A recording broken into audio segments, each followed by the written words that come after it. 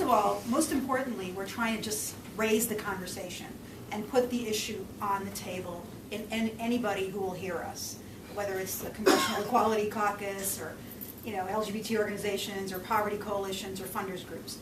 What we're trying to put on the table is that LGBT poverty is real.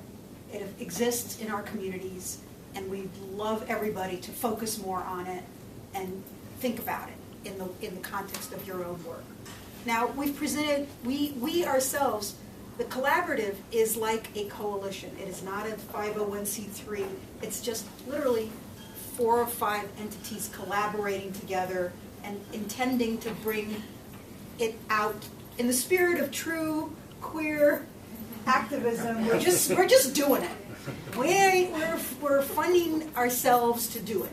There's no specific funding. There's nobody that's like set this up. We just invented it, and we meet on the phone, and we fly ourselves to DC and here and there and talk about these big ideas. The third thing is there are several different projects, and the projects are policy. I would say they fall into the policy and this kind of campaign fundraising mode, and the research, which kind of include research, policy, fundraising, and we're open to talking to anybody more specifically, and you'll see when the follow-up paper that we send you that the detail ideas around each of those. Stan spent the most amount of time because we thought it was important being in Chicago to do that here.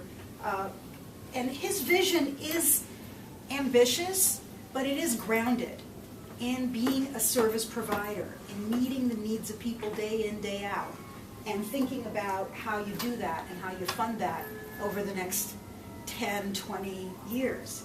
I think it's a brilliant concept. It's worth a try.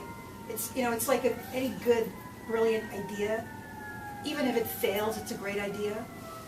Failure is part of the success of a great idea. But this one's not going to fail. It's not going to fail. I don't mean to put that out there. I was just thinking about like Steve Jobs and how many failures they had. And people in the tech world are always telling me, I blew this and I blew that. But we did it. We tried it. We've never tried this. And we need to try it. We're worried that the next agenda for our community could be just another next white gay men's agenda because we tend to have the most money. We actually want it to get in an umbrella concept that has staying power and that will actually get in the hands of people who most desperately are in need. And we're under the gun because, again, we've funded 2 things as a community. We funded HIV and we funded marriage equality. And funding for both of those is dwindling as they both become less of crises or more manageable.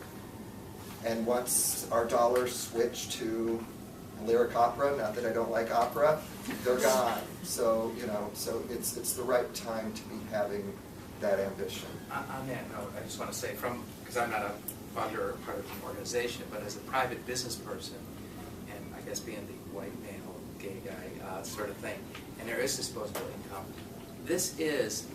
there are a lot of folks that are ready to and are looking for the next big important issue. Not that obviously marriage equality is still not there, HIV cure still isn't there yet, but a lot of people do want to help, and really the next big issue, or it's always been there, but something that's coming to the forefront is poverty.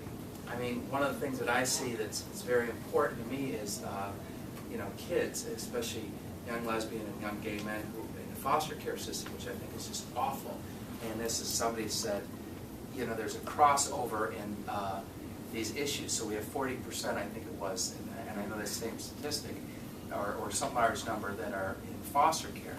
So from a very practical standpoint, we can raise a lot of money for this. I don't see this at all. I see this as being the next great step. I think it's been a fantastic presentation by all of you. I'm really excited about it. Thank you, Jay. And with that, I want to thank you all for coming. We told you we would have you out at 1:30, and it is. was thrilled with the turnout. I was actually shocked at the turnout, and so grateful to my partners for flying in, and to Jim and Yvette and Marianne and Karen for staying with us all the way through.